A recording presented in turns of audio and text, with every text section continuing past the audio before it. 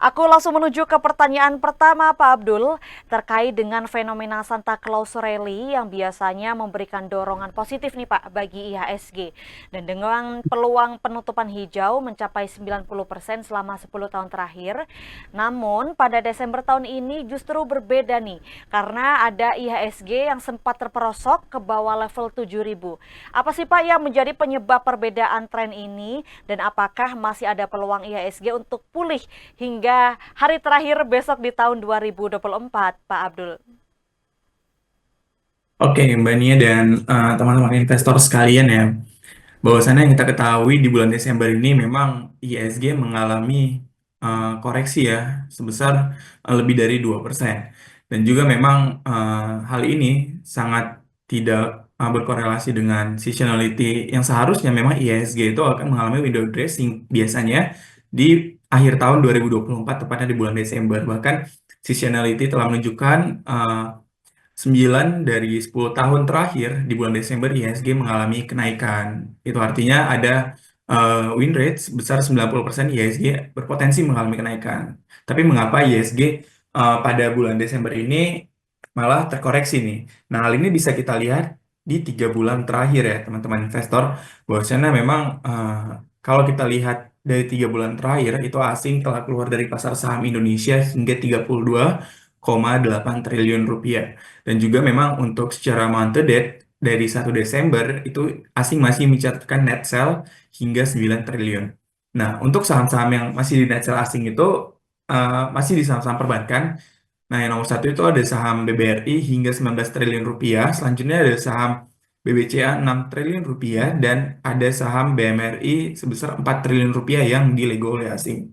Nah, apa sih penyebab IHSG tidak terjadi window dressing atau Santa Claus Rally di bulan Desember ini ya, teman-teman investor. Nah, kalau teman-teman investor perhatikan secara global, memang ada beberapa hal yang terjadi di bulan Desember. Nah, salah satunya adalah memang pemangkasan suku bunga The Fed yang menjadi eh, kontroversial nih pendapat dari Jerome Powell.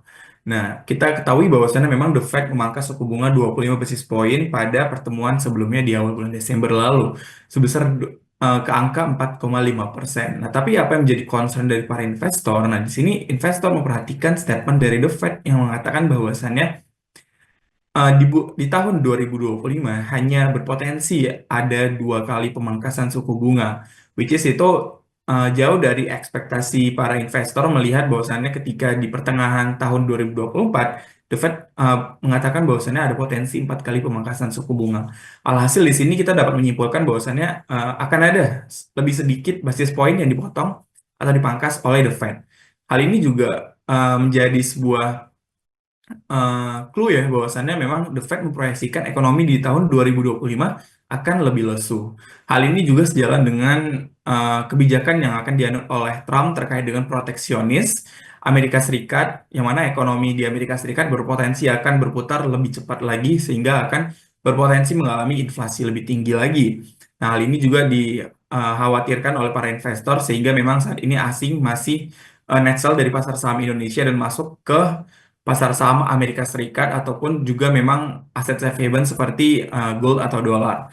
Dan juga di sini dilihat secara domestik pasti teman-teman investor juga mention bahwasannya PPN naik menjadi 12% dari 11% yang akan berlaku di saat 1 Januari 2025 nantinya juga berdampak negatif nih bagi perekonomian di Indonesia, yang mana kalau teman-teman investor jeli bahwasannya Indonesia saat ini mengalami deflasi selama 8 bulan berturut, terhitung sejak bulan April 2024 di angka 3% hingga bulan November lalu datanya itu di angka 1,55%, bahkan di bulan Desember itu berpotensi akan mengalami deflasi lagi ke angka 1,4%. Hal ini juga menjadi katalis negatif untuk para investor, terus susah di investor pasar saham ya, terkait dengan perekonomian di Indonesia. Sehingga memang itu alasan-alasan mengapa ISG terkoreksi di bulan Desember 2024 ini.